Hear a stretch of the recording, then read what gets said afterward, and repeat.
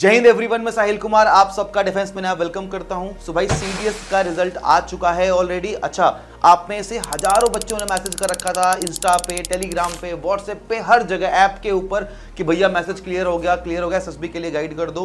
तो यहाँ पे नंबर दे रखा है, आप प्लीज इस पे एसएसबी लिख के व्हाट्सएप कर देना कि एसएसबी के लिए गाइड कर दो, हमारी टीम आपको गाइड कर देगी। अब उन बच्चों की बात करते हैं जिनका इस बार पेपर क्लियर नहीं हुआ।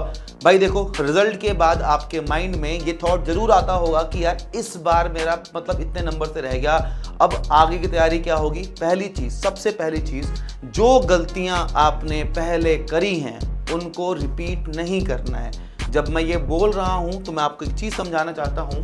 आज के टाइम पे दो टाइप के एस्पिरेंट हैं। अगर मैं आपको बोलूं, एक हो गया ऐसे मेल और दूसरा फीमेल, ठीक है, दूसरी क्या आपकी फीमेल। अगर मैं केवल ओटीए की बात करूं तो आपको पता है कि अगर आप एक लड़के हो तो आपका स्कोर 90 के अराउंड होना चाहिए, और अगर आप फीमेल हो तो आपका स्कोर 110 से 120 के अराउंड होना चाहिए। ये तो क्लैरिटी है, पहला बेस ही है कि ओटीए के बच्चे सबसे ज्यादा होते हैं, एंड इसके ऊपर अगर आप 20-30 नंबर जोड़ लोगे तो आपका आईएमए, एएफए, आईएनए की बातचीत करते हैं, राइट।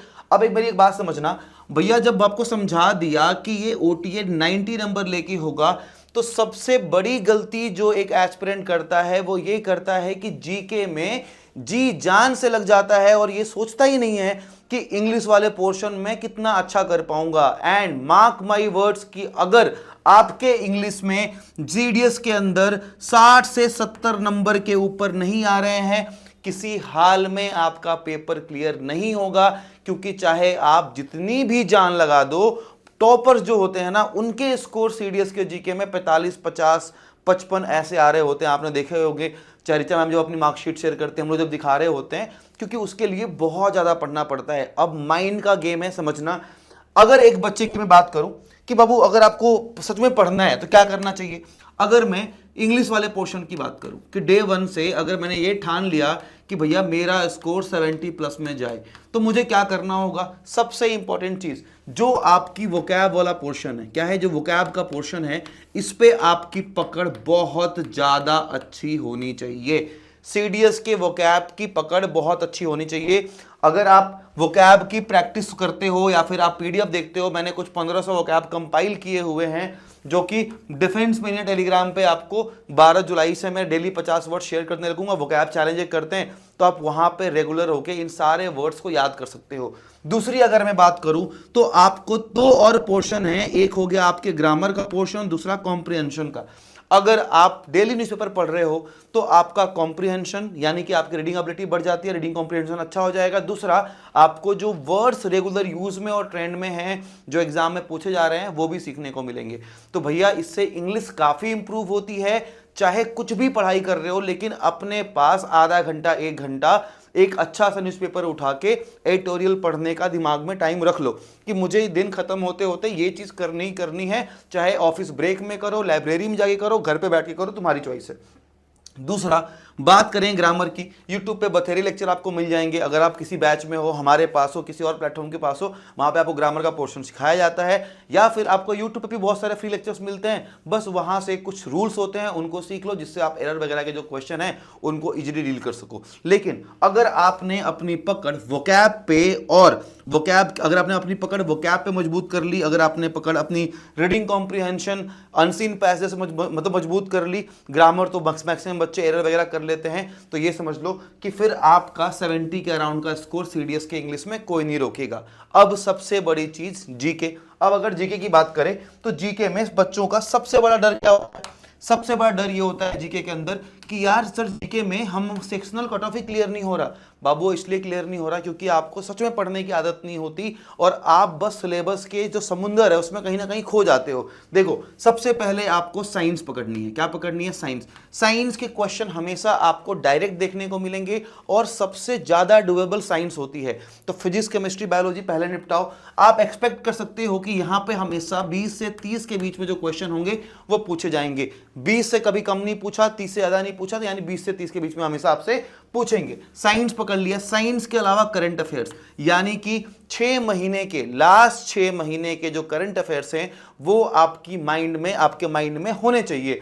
हम जैसे पढ़ाने का तरीका होता है। मैं ये बिलीव करता हूं कि आप category wise current affairs cover कर सकते हो, जैसे डिफेंस का पढ़ लिया, स्पोर्ट्स का पढ़ लिया, पर्सन इन न्यूज, इस तरीके से। और आज की रिक्वायरमेंट ये है कि इन डेप्थ नॉलेज आपको चाहिए। तो अगर कोई भी आप करंट अफेयर पढ़ रहे हो तो थोड़ा डिटेल में पढ़ो, उसके बैकग्राउंड को जानो। यार एआई का जमाना है, तुम चाहो तो किसी भी न्यूज को शेयर करके उसका पूरा डेटा देख सकते हो और अपने खुद के नोट्स बनाओ कि भैया ये जैसे होता है ना कि एक सबमरीन आई, उसमें कुछ नई खास चीज थी तो आपको पता है कि ये पेपर में पूछ सकता है। इसके अलावा साइंस हो गया, करंट अफेयर्स। करंट अफेयर्स के बाद आप ऑप्शन रख लो अपने पास पॉलिटी का, और अगर आपको पॉलिटी ना पसंद हो तो जियो का।